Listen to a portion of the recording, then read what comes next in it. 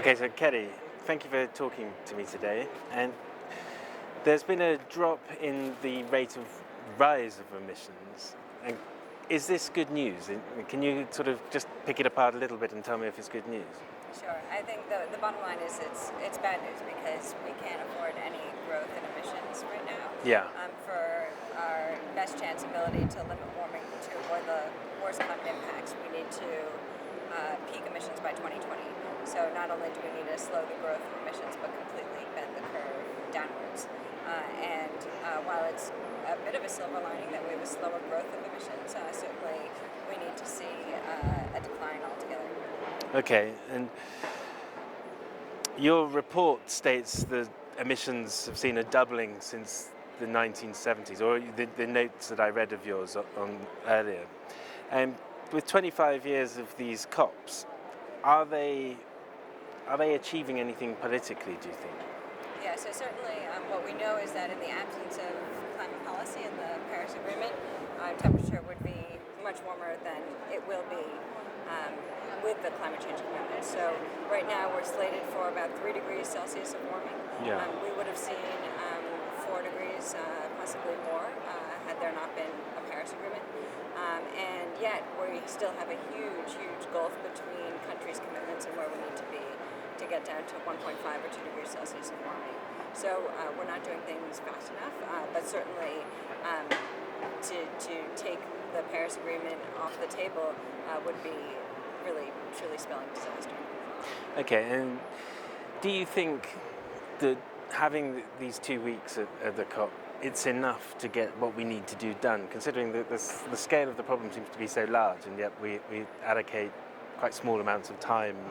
I mean, So I think while these particular negotiations only last for X number of hours during a given year, there's a tremendous amount of technical and diplomatic work that happens throughout the year.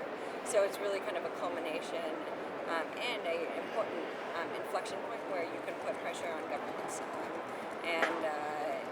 It's probably difficult, I think, for them to last any longer. But at the end of the day, the action that is really going to move us is happening domestically.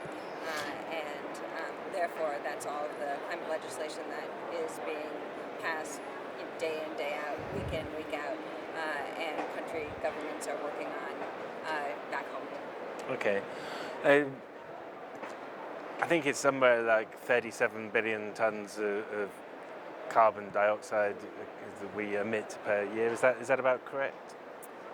It depends if land sector is in there, but roughly speaking, basically, we're with all of the greenhouse gases and the land sector, we need to have emissions from where we are today by 2030 in the next decade, and we need to get to net zero by mid-century. So that's a tremendous transformation.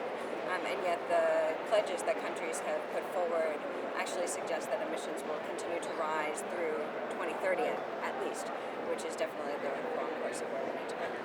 And when we talk about emissions rising and where they actually go, we've got these sort of natural land sinks and ocean sinks.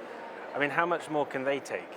It's a very good question. I think, so what we have seen is that the ocean sink and the land sink have been sucking in more and more carbon dioxide as we emit more. Now, they only partially compensate for that growth of emissions, so that emissions still build up, but they are critically important for ensuring that the temperature rise that we've already seen isn't even higher. And what we do know is that there are some scientific studies that show that there are certain saturation rates in both the ocean and the land, and certainly in the land, some tipping points in which you could see the Amazon, for example, flip from a tropical forest to a savanna-like ecosystem where you lose some of that very basic carbon storage capability.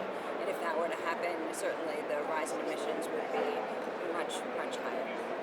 So that's when the system effectively starts breaking down where it's friendly to us, specifically. I think what scientists have pointed out is that there are a number of tipping points in the system, and that we are dangerously close already to many of them. And that these should really frighten us more than anything, because it would really flip us into an unknown state.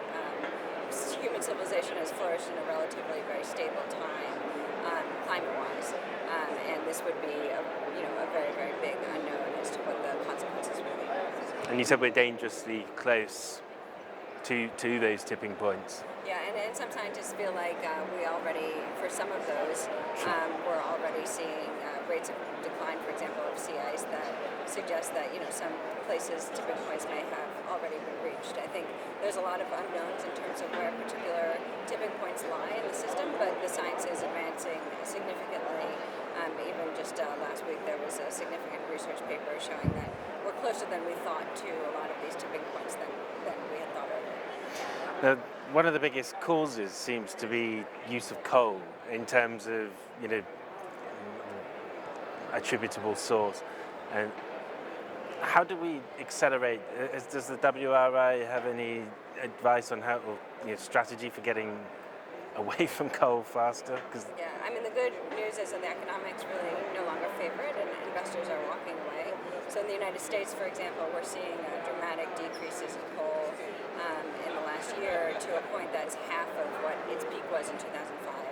We're seeing no new construction and lots of announcements of cancellation of major coal plants, and that's not because of Trump policies, for example, but that is certainly because the economics no longer favor it.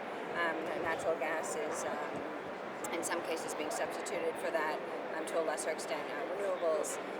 But in many geographies, we're seeing coal is on the way out, especially in the U.S. and Europe.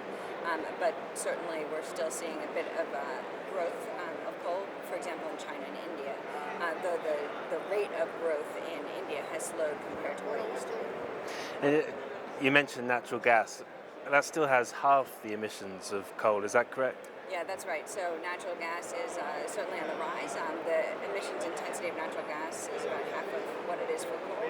And while natural gas is on the rise, the emissions associated with it have not displaced the emissions associated with the decline of coal. But in some cases, natural gas is displacing the losses from coal. So, for example, in the United States, in other places, if you look at Japan, for example, natural gas increases actually are displacing the loss of nuclear power. So, not in all cases is it displacing coal. And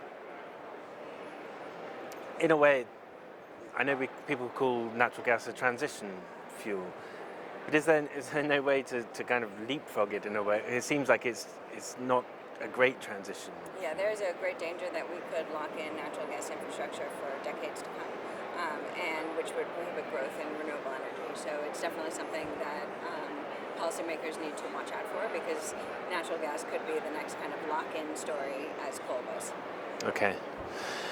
Transport is another big area, and the trends for transportation seem quite worrying, especially things like flying. I mean, we seem to love flying.